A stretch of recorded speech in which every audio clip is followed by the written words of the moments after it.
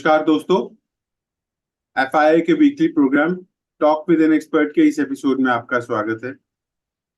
दोस्तों, हर हफ्ते हम आपके लिए किसी न किसी इंडस्ट्री एक्सपर्ट को हम आपके पास समक्ष लेकर आते हैं और आपकी जितनी भी क्वेरीज होती हैं उनको रिजॉल्व करने की कोशिश करते हैं।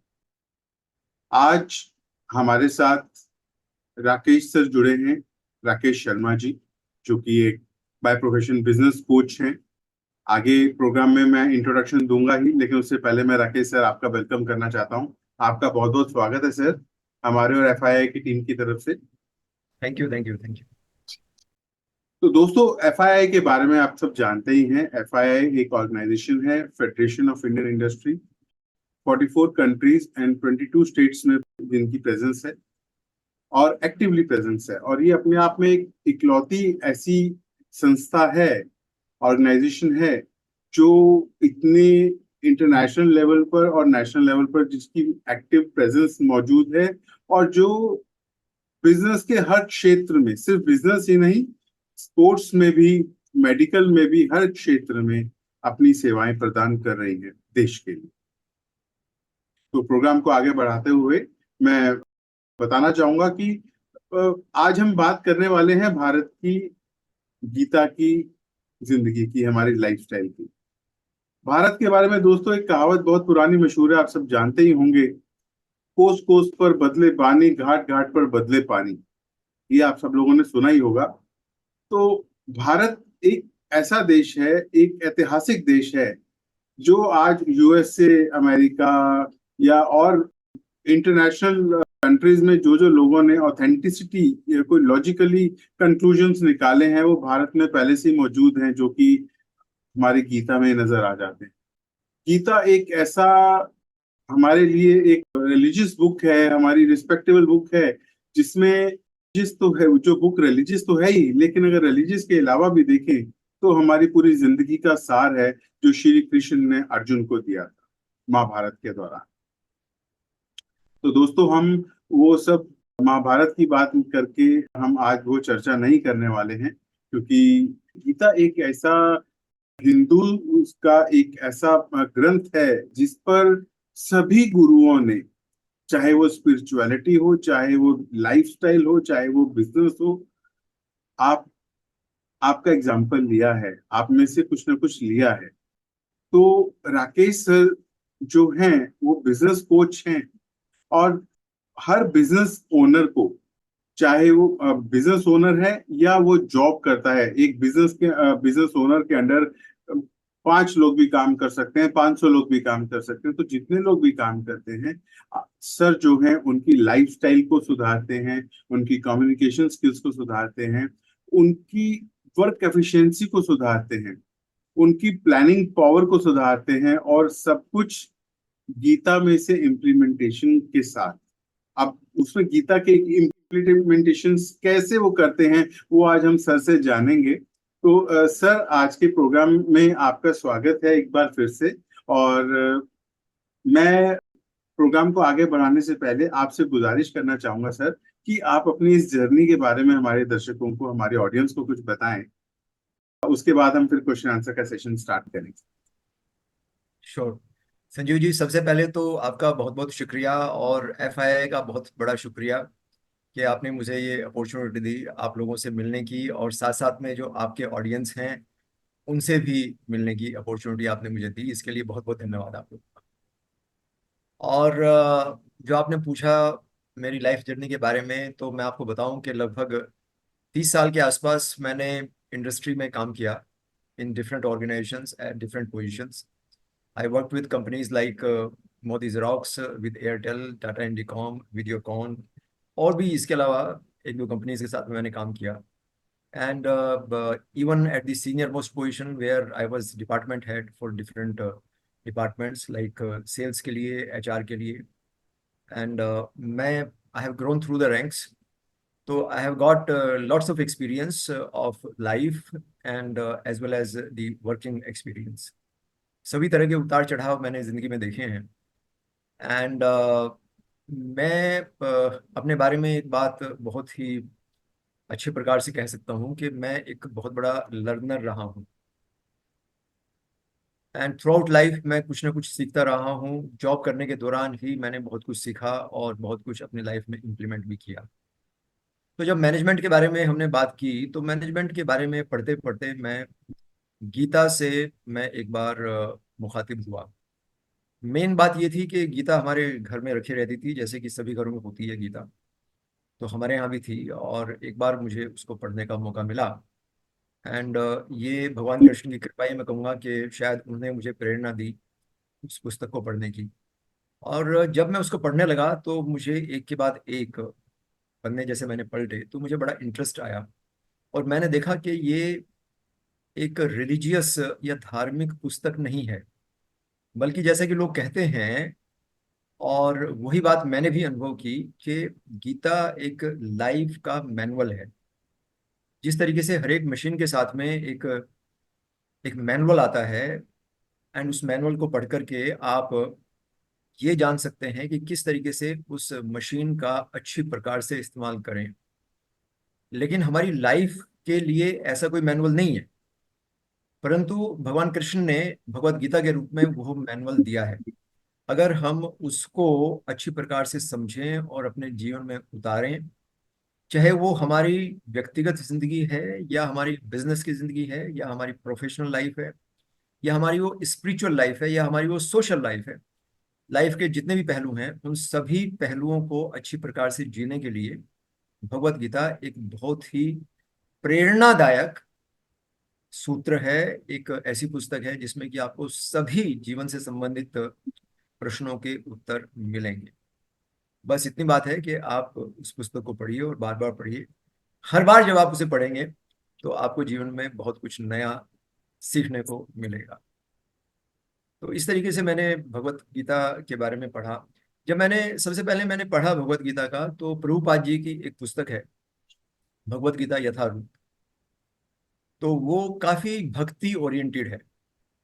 फिर मैंने और बहुत सारी पुस्तकें पढ़ी वहां से, क्योंकि मुझे उसमें एक इंटरेस्ट आया। तो आज पूरे संसार में भगवत गीता के हजारों टीकाएं हैं। एक दो नहीं है, हजारों की संख्या में टीकाएं। एंड मैंने चार पांच जो बड़े बड़े नाम मैंने सुने थे, जैसे कि लोकमान्य तिलक की एक पुस्तक है, वो मैंने पढ़ा। इसी तरीके से शंकराचार्य जी की एक पुस्तक है। तो इस तरीके से चार पांच पुस्तकें मैंने पढ़ी हैं। एंड मैंने फिर उसको, चिन्मय मिशन की एक किताब है गीता के बारे में, उन्होंने बहुत ही अच्छा बड़ा डिटेल में गीता के बारे में समझाया हुआ है। तो मुझे जानकारी मिली कि यार Gita is wonderful, there is no other book probably. अगर हम, मैं इतने विश्वास के साथ कह सकता हूँ कि अगर हम गीता को सिर्फ पढ़ लें, सिर्फ गीता को पढ़ लें, तो हमें फिर कोई दूसरी किताब पढ़ने की आवश्यकता नहीं है, so far as leading a wonderful life is concern. तो मैं तो कॉन्फिडेंस के साथ में बता सकता हूँ उसके बारे थैंक यू सर, आपने अपनी जर्नी के बारे में बताया। एक बात आपने बहुत अच्छी कही कि सर अगर हम गीता को पढ़ लें तो गीता में लाइफ का पूरा सार है, चाहे वो पर्सनल लाइफ हो चाहे प्रोफेशनल लाइफ हो। लेकिन सबसे ऊपर एक ही बात है जो आप ही से सीखने को मिलती है कि इसको इम्प्लीमेंट करना है, खाली पढ़ना नहीं है। इम्प्लीमेंट करेंगे तभी फायदा होगा, अदरवाइज फायदा नहीं होगा। तो में। सर आज का प्रोग्राम की जो एक शुरुआत करते हैं, जो पहला क्वेश्चन आया है हमारे ऑडियंस के बीच में से, वो ये जानना चाहते हैं जो बिजनेस ओनर्स हैं। सबसे पहले हम बिजनेस ओनर्स की बात करेंगे, क्योंकि हमारी ऑर्गेनाइजेशन एमएसएमईज और एसएमईज के लिए ही कुछ ना कुछ उनकी पेन एरियाज के लिए या उनको एजुकेट करने के लिए हम ये प्रोग्राम करते हैं। तो सबसे पहले उन्हीं की तरफ से क्वेश्चन है कि एक बिजनेस ओनर को आप गीता की रेफरेंस से क्या समझाना चाहेंगे, उनके लिए क्या एक लेसन देना चाहेंगे? This is really very good question Sanjeev ji. And business owners के लिए इसमें बहुत कुछ है एक्चुअली में। बिजनेस ओनर की जब हम बात करते हैं, तो business owner is a leader. He is a leader.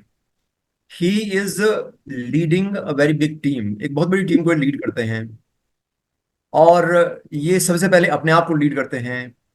इनका एक अपना विजन होता है, ये सोसाइटी में बहुत कुछ कंट्रीब्यूट करने का प्रण लेकर के और तब आगे बढ़ते हैं। अधिकतर बिजनेस ओनर्स इस बारे में बड़े क्लियर होते हैं, हालांकि वो स्टार्टिंग में पैसा कमाने के लिए बिजनेस में घुसते हैं, पर जल्दी ही उन्हें पता लग जाता है कि बिजनेस का उद्देश्य पैसा कमाना नहीं है, बल्कि सर्विस है, सेवा करना है। और जब आदमी बहुत अच्छे तरीके से सेवा करना शुरू कर देता है, तो फिर उसके बाद पैसा ऑटोमेटिकली उसके पीछे आता है। तो पैसा एक बाई प्रोडक्ट है। जी। तो बिजनेस के लिए या लीडरशिप के लिए इसमें बहुत ही इंपॉर्टेंट बातें गीता में बताई गई। कुछ बातें अच्छा, वहां जाने से पहले मैं आपको थोड़ा एक बात बताऊं इसी बारे में और ऐड करते हुए, कि गीता की इंपॉर्टेंस को बड़े बड़े जो संसार के फिलोसफर्स हुए हैं उन्होंने बहुत अच्छे प्रकार से समझा है और उसको अपने लाइफ में इंप्लीमेंट किया है। जैसे कि सबसे बड़ा एक प्रमुख नाम आता है अल्बर्ट आइंस्टीन का। तो अल्बर्ट आइंस्टीन ने गीता को पढ़ा और उसको अपनी लाइफ में इंप्लीमेंट किया। इनफैक्ट उन्होंने तो यहां तक कहा कि मैंने अपनी रिसर्च को करने के लिए बहुत सारी प्रेरणाएं भगवत गीता से ली। स्टीव जॉब्स ने बहुत लंबे समय तक गीता को पढ़ा। वो हिंदुस्तान भी आए एक्चुअली में गीता के बारे में और अधिक अध्ययन करने के लिए। इसके अलावा स्टीफन कोवे एक बहुत बड़े फिलोसफर रहे हैं, मैनेजमेंट फिलोसफर रहे हैं। उन्होंने बहुत अच्छे प्रकार से गीता को पढ़ा और बार बार उसको कोट किया। एंड विवेक बिंद्रा जी हमारे यहाँ इंडिया में एक बहुत बड़े बिजनेस गुरु हैं। उनके वो उनकी लाइफ तो एक्चुअली में भगवत गीता से ही शुरू हुई। शायद आपको जानकारी होगी इस बारे में कि वो शुरुआत में भगवत गीता ही पढ़ाया करते थे। तो इस तरीके से भगवत गीता एक्चुअली में बिजनेस में और बड़े बड़े फिलोसफर्स ने उनकी लाइफ में एक क्रांति लाने वाला काम भगवत गीता ने किया है। किसी भी बिजनेस ओनर के लिए एक बहुत बड़ी इंपॉर्टेंट बात होती है कि उसका विजन क्या है। उसका विजन क्या है, वो जीवन में क्या करना चाहता है। तो अगर आप देखें तो यही प्रश्न अर्जुन ने भी भगवान से पूछा कि भगवान आप ये बताइए कि आप किस लिए पैदा हुए। आपने जीवन में, आप तो भगवान हैं, आपको क्या आवश्यकता थी यहां पर अवतरण करने की। तो उन्होंने बहुत क्लियरली बताया कि परित्राणाय साधूनाम विनाशाय च दुष्कृताम। तो उन्होंने बहुत साफ तरीके से बताया कि मैं यहां किस लिए आया हूं। मैं साधुओं का उद्धार करने के लिए आया हूं और जो दुष्ट व्यक्ति हैं उनका विनाश करने के लिए आया हूं। तो वो अपने जीवन के बारे में, अपने गोल के बारे में बहुत ही अच्छी प्रकार से क्लियर थे। और यही बात उन्होंने भगवत गीता के माध्यम से अर्जुन को समझाने की कोशिश करी और पूरे संसार को समझाने की कोशिश करी कि भाई आप अपने उद्देश्य के बारे में पहले तो क्लियर हो जाइए। अगर आप अपने उद्देश्य के बारे में क्लियर हो जाएंगे तो बहुत सारे रास्ते फिर ऑटोमेटिकली खुलते हैं। समस्या ये होती है कि आदमी को क्या करना है इसी के बारे में क्लैरिटी नहीं होती, और जब यही नहीं पता कि कहाँ जाना है तो फिर रास्ते कहाँ से खुलेंगे। अगर हमें जयपुर जाना है तो जयपुर जाने के लिए मुझे रिक्शा से जाना है, या कि मुझे साइकिल से जाना है, कि या कि मुझे हवाई जहाज से जाना है। तो ये सारी बातें मुझे तभी क्लियर होगी कि मुझे जयपुर जाना है और कितने बजे वहां पहुंचना है, क्या मेरा वहां उद्देश्य है पहुंचने का। तो ये उद्देश्य बड़ा ही क्लियरली लोगों को डिफाइंड होना चाहिए। एक ये बहुत बड़ी बात उन्होंने कही। इसके अलावा उन्होंने बिजनेस ओनर्स को, बिजनेस लीडर्स को एक बहुत बड़ी इंपॉर्टेंट बात बताई कि देखिए, आप एज ए रोल मॉडल के रूप में काम करेंगे तो लोग आपको फॉलो करेंगे। समस्या ये होती है कि हम एक टीम क्रिएट करना चाहते हैं, लेकिन हमारा खुद का जो एक रवैया होता है, जो व्यवहार होता है, वो रोल मॉडल नहीं होता। हम एक्सपेक्ट करते हैं अपने लोगों से कि वो बहुत अच्छा व्यवहार करें, लेकिन अनफॉर्चुनेटली वो खुद ही अपना व्यवहार ठीक से नहीं रख पाते। और टीम मेंबर्स सीखते क्या है, टीम मेंबर्स ये सीखते हैं कि उनका बॉस किस तरीके से बिहेव कर रहा है, न कि उनका बॉस उनसे क्या कह रहा है। सुनते नहीं हैं लोग, लोग बल्कि ऑब्जर्व करते हैं। इसी तरीके से फैमिली में बच्चे भी ऑब्जर्व करते हैं। माँ बाप बहुत सारी बातें कहते हैं सुबह से लेकर के शाम तक, पर जिस तरह का व्यवहार माँ बाप का होता है वो वैसा देखते हैं और वैसा करते हैं। तो सेम चीज बिजनेस में भी बिजनेस ओनर्स जैसा करते हैं वैसे ही टीम मेंबर्स करते हैं। तो उन्होंने कहा बहुत क्लियरली कि आपको रोल मॉडल मान करके ही वो अपना व्यवहार सेट करेंगे। भगवान ने बहुत क्लियरली बताया कि देखिए अर्जुन, इस संसार में ऐसा कुछ नहीं है जो मुझे हासिल नहीं है या मैं हासिल नहीं कर सकता हूं, लेकिन फिर भी मैं कर्म कर रहा हूं। फिर भी मैं कर्म कर रहा हूं। क्यों क्यों? क्योंकि मुझे देखकर अगर मैं कर्म नहीं करूंगा, मेरे पास में लिबर्टी है, मेरे पास में लग्जरी है कि मैं कर्म ना करूं। लेकिन अगर मैंने कर्म करना बंद कर दिया तो लोग मुझे एक उदाहरण के रूप में मानेंगे और वो भी कर्म करना बंद कर देंगे, एंड उससे सृष्टि का नाश हो जाएगा। तो उन्होंने इतनी बड़ी बात कही। इस बात से हमें ये सीख मिलती है बहुत क्लियरली कि हम अपना कर्म करें एंड बहुत बेहतरीन तरीके से करें। उन्होंने एक जगह पर कहा, योग कर्मसु कौशलम, यानी कि कर्म क्या है? योग कर्म का कौशल, कर्म का कौशल ही योग है। यानी कि अगर आप जीवन की एक उच्च लेवल पे जाना चाहते हैं तो आपको अपने कर्म की क्वालिटी को लगातार निखारते रहना पड़ेगा, उसको सुधारते रहना पड़ेगा। अगर आप कंटिन्यूअसली उसको सुधार रहे हैं तो आप उस लेवल तक, हायर लेवल तक, हायर लेवल तक पहुंच सकते हैं। अगर आप सिर्फ और सिर्फ, उन्होंने कहा कि कर्मण्येवाधिकारस्ते मा फलेषु कदाचन, यानी कि आपका जो अधिकार है, बहुत क्लियरली उन्होंने कहा कि आपका जो अधिकार है वो कर्म पर है। आपका अधिकार रिजल्ट पर नहीं है, क्योंकि रिजल्ट को देने वाले बहुत सारे फैक्टर्स होते हैं। उन्होंने ये भी बताया कि रिजल्ट को देने वाले क्या क्या फैक्टर्स होते हैं। उन्होंने 5 फैक्टर्स बताए। उन 5 फैक्टर्स में से, एंड बिजनेस ओनर्स को ये बहुत अच्छी तरीके से बात समझनी चाहिए कि अगर हम रिजल्ट लाना चाहते हैं तो उसमें 5 फैक्टर्स होते हैं। आपकी नीड होती है, आपका प्रोसेस होता है, कस्टमर की रिक्वायरमेंट होती है, बहुत सारी चीजें होती हैं उसमें।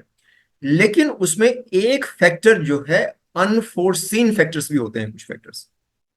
जैसे कि बहुत बढ़िया बिजनेस किसी का चल रहा था और अचानक कोविड आ गया, बहुत बढ़िया चल रहा था और वो बिजनेस फिर धराशायी हो गया। ऐसे बहुत सारे एग्जांपल्स हैं।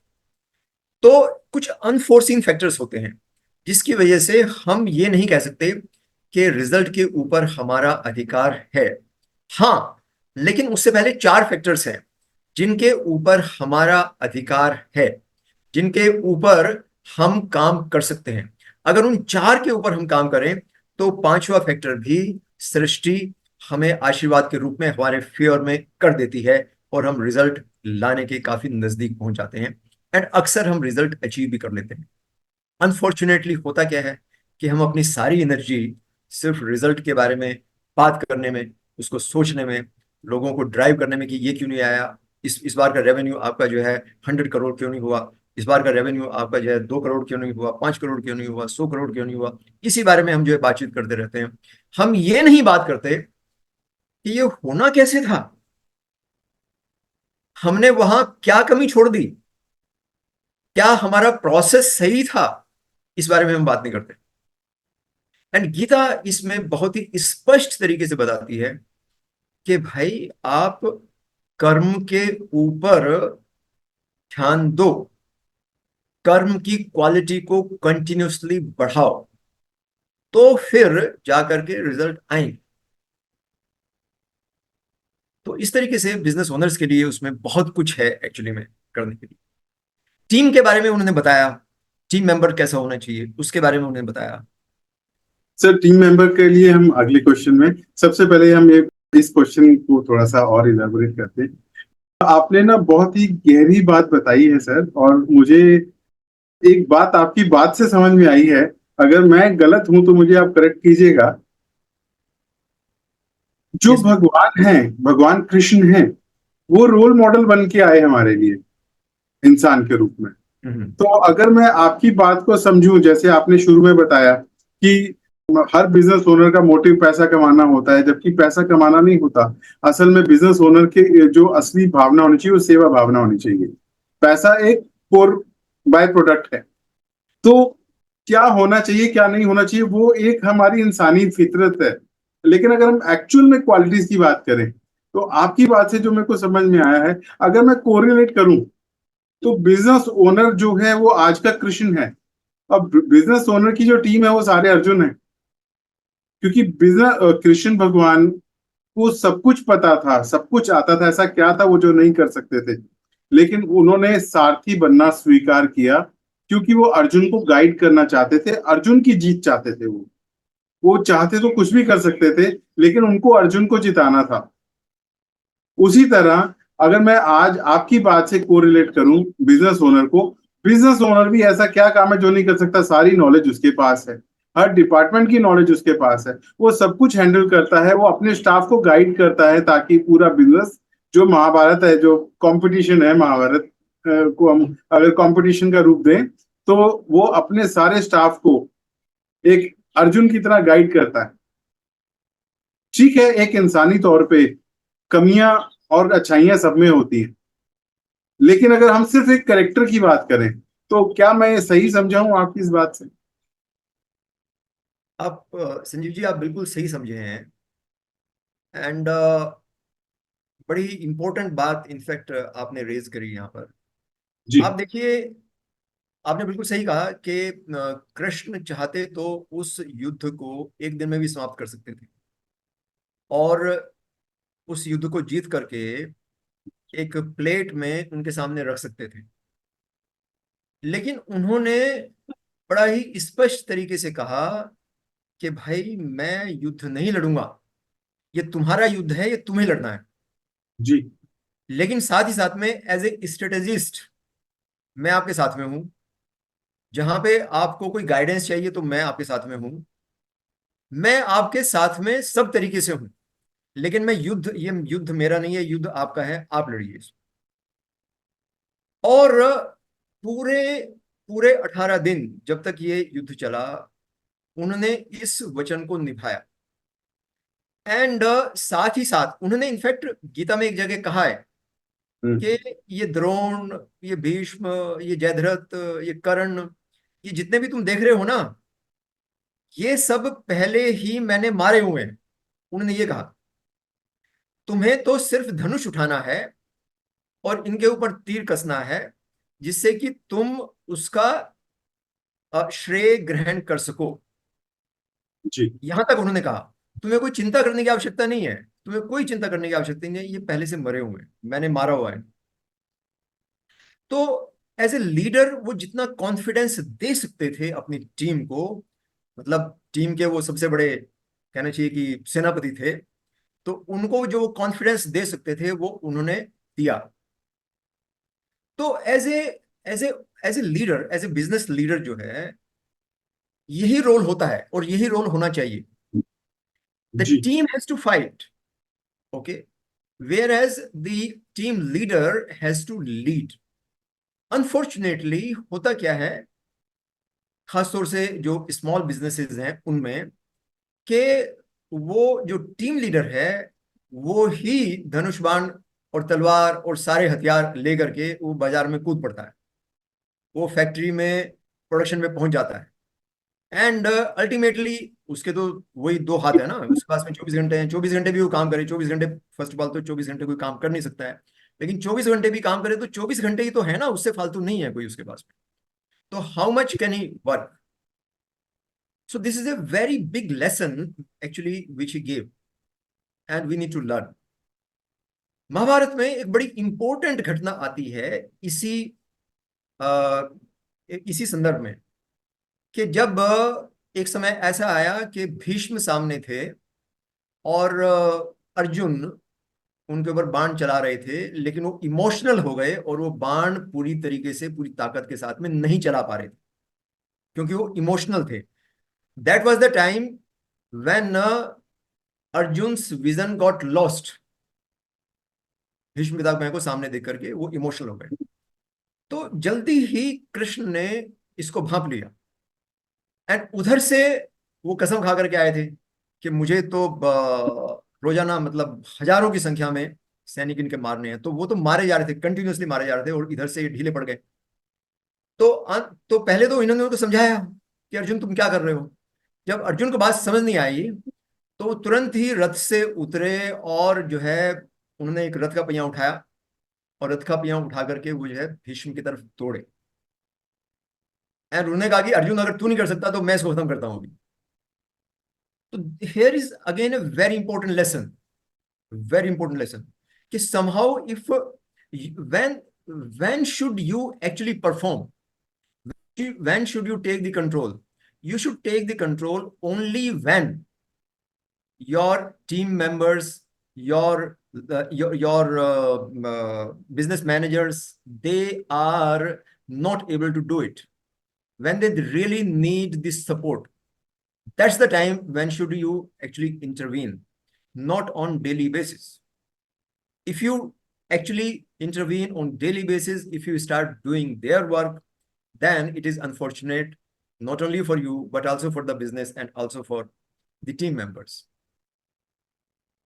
सर यहाँ मैं अपना एक बात कहना चाहूंगा कि जैसे अभी मैंने पिछला पॉइंट बोला कि बिजनेस ओनर कृष्ण है, बाकी सब डिपार्टमेंट्स अर्जुन है। बिजनेस ओनर सबको गाइड करता है, चाहे वो सेल्स है, चाहे वो परचेज है, चाहे वो अकाउंट्स है, चाहे वो एडमिनिस्ट्रेशन है। सबको बिजनेस ओनर, पियोन से लेके सारे डिपार्टमेंट्स को एक बिजनेस ओनर वो करता है।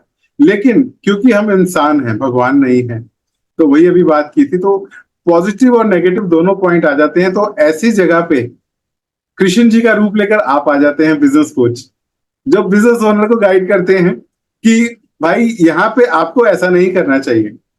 तो यहाँ पे फिर जब एक मेंटरशिप की बात आती है, तो यहाँ पे मैं आपको एक कृष्ण जी के साथ कंपेयर करूंगा और बिजनेस ओनर को अर्जुन बना दूंगा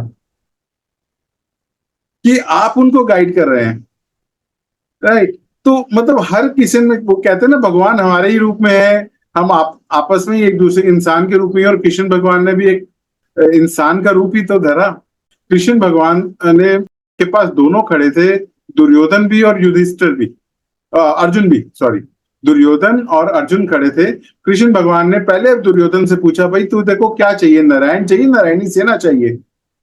उनको पता था कि वो क्या करेगा, इधर अर्जुन घबरा गया, लेकिन उनको पता था क्या होना है। दुर्योधन तो लालची था, वो कहता एक अकेला भगवान क्या कर लेगा, उसकी नारायणी सेना जब मेरे पास होगी। उसने नारायणी सेना मांगी, और अर्जुन ने बोला कि मुझे तो केशव आप ही चाहिए। तो यहाँ पे आप जो रोल अदा करते हैं एक as a business Guru, mentor, तो मैं समझता हूँ एक बिजनेस ओनर के लिए आप जैसा गुरु होना बहुत जरूरी है। तो यही आप जो सर्विस करते हैं या लोगों को सर्व करते हैं, आपका रोल भी एक कृष्ण भगवान जैसा ही है।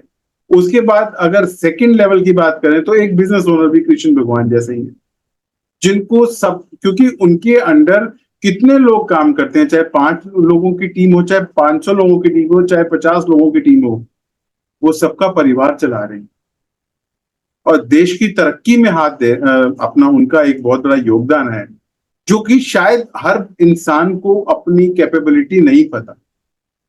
कोई भी काम करने से पहले हमें देखना होता है कि हमारी स्ट्रेंथ क्या है, हमारी वीकनेसेस क्या है। तो ऐसे काम के लिए आप सर गाइड करने के लिए, तो इसके लिए सर आपको, आप हमारे साथ हैं, हमारे लिए बहुत ऑनर की बात है। तो अब ये तो हो गया, अब एमएसएमई। अब मैं इस पॉइंट से दूसरी तरफ आता हूं कि एज अ लाइफस्टाइल कोच या एज अ लाइफस्टाइल लेसन हम गीता से क्या ले सकते हैं, इस बारे में थोड़ा सा आप बताएं हमारे। देखिए, लाइफ लाइफ के डिफरेंट एस्पेक्ट्स हैं। जी। अगर आप बहुत इंपॉर्टेंट बट मोस्ट इग्नोर्ड बात अगर आप करें तो खाना, राइट, उसके बारे में गीता में बहुत विस्तार से बताया हुआ है कि किस तरह का भोजन आपको करना चाहिए। आपको तामसिक भोजन करना चाहिए कि राजसिक भोजन भोजन करना चाहिए। आपको मांस खाना चाहिए कि नहीं खाना चाहिए। आपको बासी खाना खाना चाहिए नहीं खाना चाहिए। बहुत विस्तार में इस तरह से इसके बारे में बताया हुआ है गीता में। अगर हम उसको फॉलो कर लें तो शायद कोई आदमी बीमार पड़ेगा ही नहीं। फिर उन्होंने जीवन में किस तरीके से गीता में बताया हुआ है कि ना ही तो ज्यादा सोना अच्छा है, ना ही ज्यादा जागना अच्छा है। जीवन जो है एक बैलेंस्ड वे में जिया जाना चाहिए। गीता में बहुत स्पष्ट तरीके से बताया हुआ है। अति दोनों ही साइड की खराब है। ऐसा भी ठीक नहीं है कि आप उपवास ही करते रहें, ऐसा भी ठीक नहीं है। ऐसा भी ठीक नहीं है कि आप बहुत ज्यादा कंटिन्यूअसली खाए चले जाएं। सोना भी बहुत ज्यादा ठीक नहीं है, जागना भी बहुत ज्यादा ठीक नहीं है। तो इसके बारे में उसमें बहुत स्पष्ट तरीके से बताया हुआ है। इसके अलावा बहुत सारे लोगों की ज्ञान अर्जित करने की रिक्वायरमेंट होती है। तो उसके बारे में भगवान ने बताया हुआ है कि आप ज्ञान किस तरह का अर्जित करें। भगवान ने यह बताया हुआ है बहुत क्लियरली कि आपकी जो श्रद्धा होती है ज्ञान को अर्जित करने की, लाइक कुछ लोग भगवान के मंदिर में जाते हैं लेकिन डाउटफुल होकर के जाते हैं। वहां पर सिर्फ एक डर है उनके दिमाग में कहीं ना कहीं बिठा दिया गया कि अगर आप ऐसा नहीं करोगे तो भगवान नाराज हो जाएंगे। तो भगवान की नाराजगी से बचने के लिए वो वहां जाते हैं। वो कहते हैं कि आप जैसी श्रद्धा लेकर के आओगे वैसा ही आपको दिखेगा और वैसे ही आपको फल मिलेगा। यही बात जीवन में भी उतारी जा सकती है कि जितने विश्वास के साथ में आप कोई काम करते हैं उतने ही विश्वास के साथ में आपको रिजल्ट भी मिलेंगे। जीवन की एक बहुत बड़ी इंपॉर्टेंट चीज होती है कम्युनिकेशन। सारे रिलेशनशिप जो है कम्युनिकेशन के ऊपर बनते हैं। तो कम्युनिकेशन के बारे में उसमें बहुत ही अच्छे और बहुत ही विस्तार से बताया हुआ है। वाणी से कैसे, हमारी जिह्वा से किस तरह के शब्द निकलने चाहिए, उनमें किसी तरह का उद्वेग नहीं होना चाहिए। उन्होंने बहुत अच्छे तरीके से एक श्लोक के माध्यम से ऐसा बताया हुआ है। तो इसके अलावा कर्म कैसे करने चाहिए, आप भगवान के ऊपर विश्वास करें। उन्होंने एक श्लोक में यहां तक बोला कि देखिए, आपको टेंशन लेने की आवश्यकता नहीं है। आप इस बात से निश्चिंत रहिए कि जो आपको चाहिए, जो आपको चाहिए और जो आपके पास में है और जो आपको एडिशनली चाहिए, वो मैं आपको गारंटी करता हूं कि वो उसकी सुरक्षा मैं करूंगा। आदमी यूं ही खामखाई परेशान होता रहता है अपनी चीजों को और अधिक और अधिक और अधिक इकट्ठा करने में। और भगवान कहते हैं कि आपको टेंशन लेने की आवश्यकता नहीं है। जो आपको चाहिए, हाँ ऑफ कोर्स उन्होंने ये भी बात इंडिकेट करने की कोशिश करी कि ग्रीड या लालच उसका कोई हल नहीं है। उसके लिए मैं गारंटी नहीं कर रहा आपको। लेकिन जो आपकी आवश्यकताएं हैं वो हर सूरत में पूरी होंगी। एंड इसका एग्जांपल आप देख लीजिएगा कि जब बच्चा पैदा होता है तो बच्चे के पैदा होने से पहले ही माँ के स्तनों में दूध आ जाता है। यानी कि भगवान ने, इस सृष्टि ने उसका इंतजाम इस धरती पर पहले आने से पहले ही कर दिया है। कितनी बड़ी बात है। तो इसी तरीके से अगर आदमी अपना फर्ज करता रहे, जो उसके सामने ड्यूटी है वो करता रहे, तो वो काफी काफी। लाइफ स्किल्स के बारे में भगवान ने एक बड़ी इंपॉर्टेंट बात कही, बहुत इंपॉर्टेंट बात कही। अधिकतर क्या होता है आजकल, लोग अपने आस पड़ोसी को देखते हैं, किसी बड़े आदमी को देखते हैं, किसी एक्टर को देखते हैं, तो नकल करनी शुरू कर देते हैं उनकी। वो खुद अंदर नहीं देखते कि उनकी पर्सनैलिटी या उनका स्वभाव उस लायक है कि नहीं है, उस लेवल पे पहुंचने के लिए है कि नहीं है। भगवान ने बड़ा क्लियरली कहा कि आप अपना कर्म करो, अपने स्वभाव के अनुसार कर्म करो, वो बेहतरीन है, बेस्ट वो है। और अगर आप किसी दूसरे का कर्म करते हैं, यानी कि दूसरे के स्वभाव के मुताबिक नकल करने की कोशिश करते हैं, तो उससे घटिया कोई काम नहीं। भगवान ने बहुत बढ़िया तरीके से बात बताई।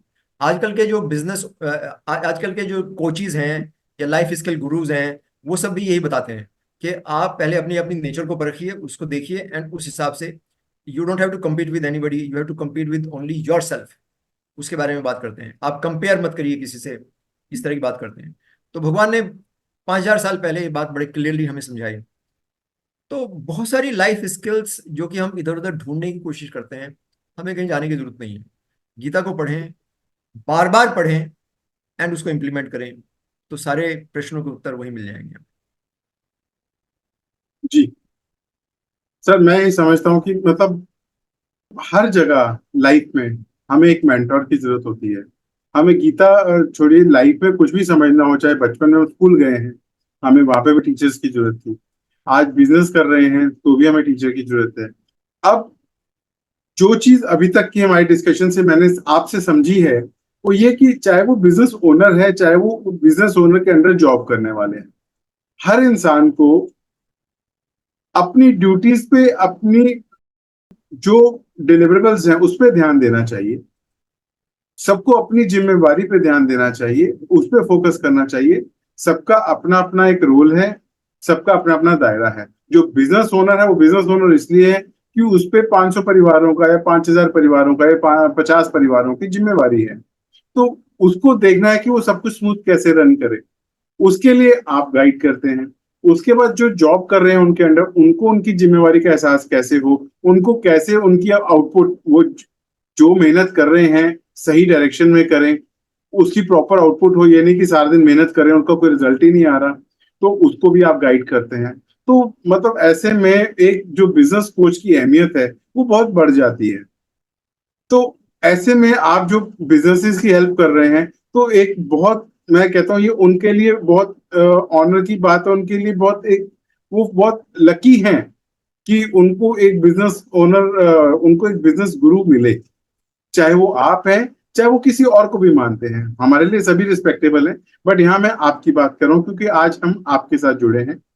तो एक बिजनेस मेंटर के नजरिए से जो आप बिजनेस ओनर्स को गाइड करते हैं, उनके स्टाफ को गाइड करते हैं, उनकी लाइफस्टाइल को, उनके माइंडसेट को, उनकी परफॉर्मेंस को जो आप वो गाइड करते हैं, और वो जिससे कि उनकी एक जो वजूद है बरकरार रहे। क्योंकि छोटी सी भी गलती जो है वो ब्लंडर मिस्टेक कर सकती है। एक बिजनेस ओनर जो है वो छोटी सी भी गलती करेगा या उसके स्टाफ करेंगे तो बिजनेस 1 मिनट में बंद हो जाएगा। और अगर वो सही डायरेक्शन में जाएंगे तो वो 10x 100x की तरफ पहुंच जाएंगे। तो ऐसे में भी आपका रोल बहुत इंपॉर्टेंट होता है कि बिजनेस ओनर को गलती ना करने दें। तो यहाँ पे आप कुछ बताएं कि आप हमारी ऑडियंस को कुछ सर टेक अवे दें इसमें, क्या आप उनको कहना चाहेंगे?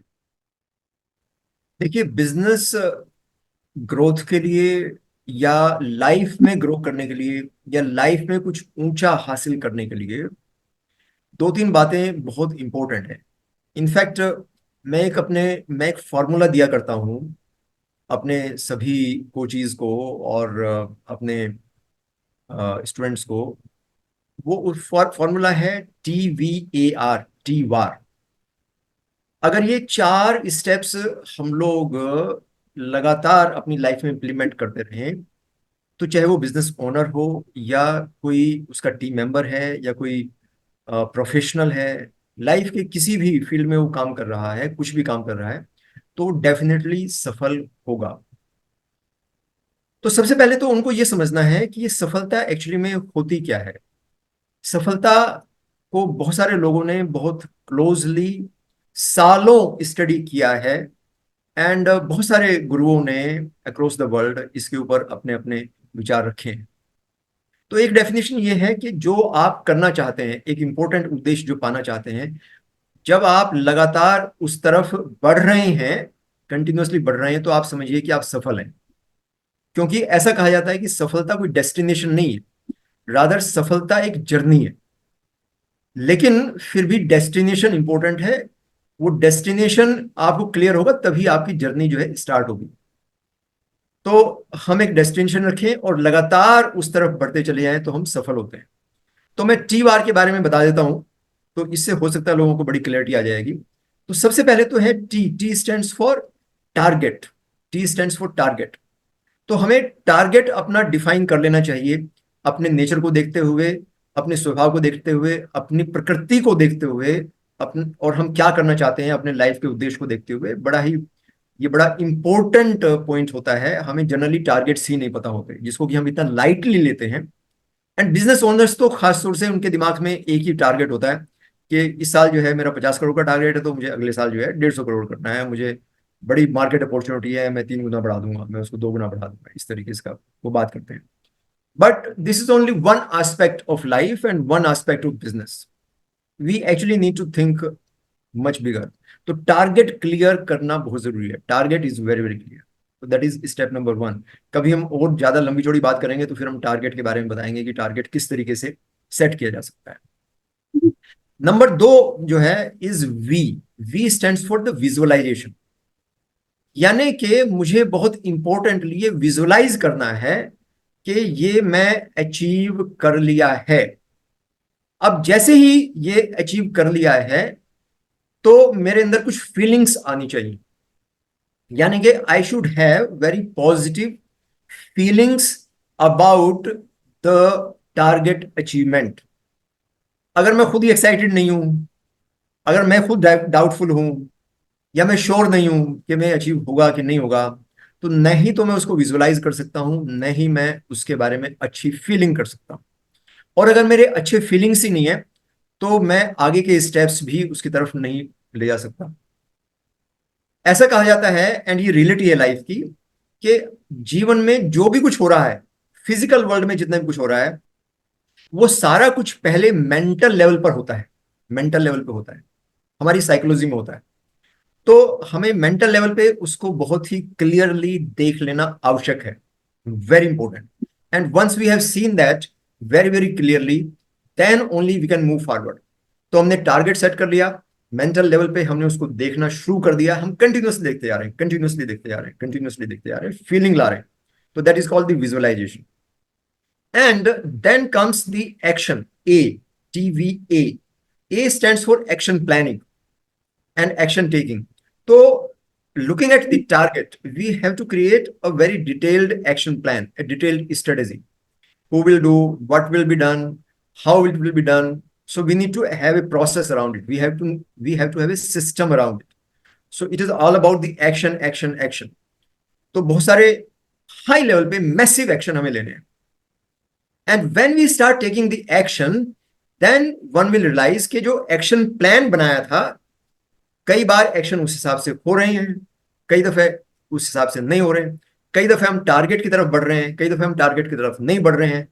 तो then some people will come and tell us कि look, what you are doing is not right, what you are doing is right. So people will give and come and give the feedback to us. So we get the feedback from the employees, we get the feedback from the customer, we get the feedback from ourselves, we get the feedback from the environment. So we get feedback from at so many corners. So then comes the last step, which is called the response to feedback, responding back to the feedback.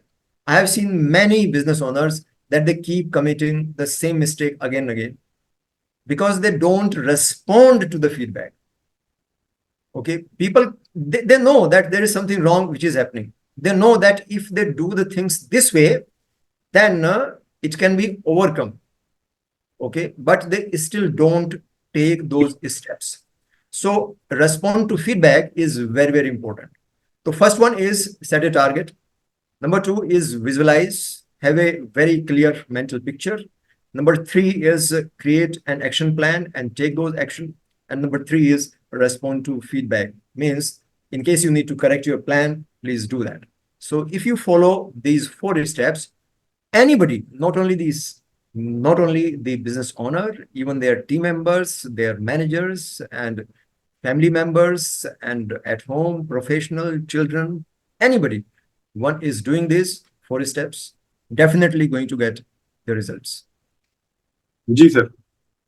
Sir questions तो बहुत हैं और भी, लेकिन समय हमें allow नहीं कर रहा है, तो आज मैं प्रोग्राम को यही कंक्लूड करना चाहूंगा. तो दोस्तों, मैं अपने ऑडियंस से सबसे पहले ये कहना चाहता हूँ कि आज राकेश सर की बात अगर हम करें, अगर हम बिजनेस गुरु की बात करें, तो जो टॉप लीडर्स हैं उनमें से राकेश सर का एक नाम आता है. राकेश सर बिजनेस गुरु तो हैं, लेकिन उनका जो सबसे बड़ी यूएसपी है, उन्होंने भगवत गीता की इम्प्लीमेंट जो पॉइंट्स हैं उनकी प्रैक्टिकल इम्प्लीमेंटेशन के साथ रिजल्ट ओरिएंटेड टीम्स बनाई हैं. अगर मैं नॉलेज की बात करूं तो चाहे वो भगवत गीता हो, चाहे बिजनेस मैनेजमेंट हो, गूगल पे आपको सारी नॉलेज मिल जाएगी. लेकिन गूगल आपको ना तो एक्सपीरियंस देता है, ना प्रैक्टिकल इम्प्लीमेंटेशन देता है. प्रैक्टिकल इम्प्लीमेंटेशन और एक्सपीरियंस के लिए आपको एक मेंटोर की जरूरत होती है, एक अच्छे गुरु की जरूरत होती है। तो सही समय पर सही गुरु अगर मिल जाए, सही साथ मिल जाए, तो आपका जो एफर्ट्स हैं उसका जो रिजल्ट है वो 10x 100x पहुंच जाते हैं। और अगर, लेकिन हमने ये भी देखा है कि जिनको प्रॉपर गाइडेंस नहीं मिलती, जो अपनी मनमानी करते हैं, उनको अर्श से फर्श पे आते हुए हम सबने देखा ही है दोस्तों। और बहुत से लोग जिन्होंने एक अपने गुरु को माना, अपने बिजनेस गुरु उनको मिले, टाइम पर इम्प्लीमेंटेशन की, तो मल्टीफोल्ड्स में वो आगे भी बढ़े, वो जीरो से हीरो बन गए। तो मैं आज का प्रोग्राम को यही कंक्लूड करूंगा। मैं आज राकेश सर की जो हमें एक एनलाइटमेंट दी लाइफस्टाइल के बारे में, हमें लाइफस्टाइल के बारे में बताया, बिजनेस ओनर्स के लिए बताया, जो जॉब कर रहे हैं उनके लिए बताया कि कैसे हमें अपने काम पे फोकस करना चाहिए, इम्प्लीमेंटेशंस क्या क्या इम्प्लीमेंटेशंस करनी चाहिए, सिर्फ बातें नहीं करनी चाहिए, सिर्फ अपना रोल देखते हुए उसको इम्प्लीमेंट करना है। बिजनेस ओनर को अपने पूरे परिवार, उसके साथ 500 परिवार जुड़े हैं, अगर उनके नीचे 500 लोग काम कर रहे हैं तो उनके साथ 500 परिवार जुड़े हैं, तो उनको उनकी सबकी ग्रोथ देखते हुए आगे बढ़ना है, सिर्फ एक ही तरफ फोकस नहीं करना। तो ये सब चीजों को कि हमारे ऑडियंस को बहुत अच्छे से क्लियर हुआ होगा, उनको बहुत कुछ सीखने को मिला होगा। उसके बावजूद अगर आपका कोई कुछ सवाल है, कुछ भी आप जानना चाहते हैं, या आपकी कोई क्वेरी है, या आप राकेश सर से कोई 1-to-1 की मीटिंग करना चाहते हैं, तो आप हमारी वेबसाइट fii.org.in पर आकर आप अपनी रिक्वेस्ट रेज कर सकते हैं। हम कोशिश करेंगे आपकी प्रॉब्लम को जल्दी से जल्दी रिजॉल्व कराने का। बाकी आप हमारे, मैं 2 शब्द हमारे रिस्पेक्टेड डायरेक्टर जनरल डॉक्टर दीपक जैन जी के बारे में बताना चाहूंगा। वो देश सेवा में जुड़े हैं। इस ऑर्गेनाइजेशन, ये ऑर्गेनाइजेशन उनकी क्रिएशन है, और इस ऑर्गेनाइजेशन के जरिए वो देश सेवा में जुड़े हैं। हर बिजनेस ओनर की वो हेल्प करते हैं। उनको कुछ भी सपोर्ट चाहिए, कोई गाइडेंस चाहिए, वो हमेशा अपनी तरफ से पूरे एफर्ट्स करते हैं कि वो देश की तरक्की में जितना अपना योगदान दे सके, बिजनेस की हेल्प कर सके, वो करते हैं। तो आपको कुछ भी जानना है, कोई भी क्वेरी है, आप हमारी वेबसाइट पे आए fii.org.in पे और अपनी रिक्वेस्ट डालें। हम आपकी हर क्वेरी को रिजॉल्व करने का कोशिश करें। सर, इसके साथ ही मैं सबसे पहले मैं आपका धन्यवाद करना चाहूंगा। आज आपने समय निकाला हमारे ऑडियंस के लिए, और उनको आपने गाइड किया, आपने कैसे भगवत गीता के पॉइंट्स बताए। मैं समझता हूँ कि उनको बहुत फायदा होगा और वो इम्प्लीमेंट भी करेंगे। और आगे भी हम आपसे गुजारिश करेंगे कि हम आपसे जुड़े रहेंगे और आप हमें अपना समय देते रहिएगा। इसी के साथ ही सर मैं आज इजाजत चाहता हूँ। Thank you, thank you, thank you.